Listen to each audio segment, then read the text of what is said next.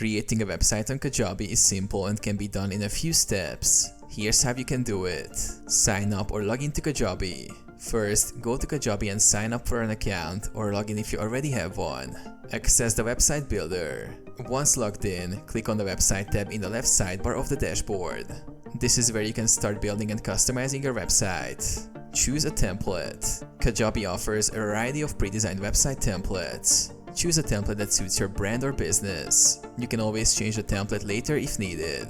Customize your website. Use the drag and drop editor to personalize the design. You can add text, images, videos, and buttons to your homepage, about page, product pages, and more. Modify colors, fonts, and layout to match your branding. You can also adjust page sections like headers, footers, and navigation menus. Set up a domain. Go to settings in the website section to connect a custom domain.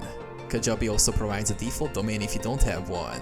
Publish your website. Once satisfied with your website design, click Publish to make it live.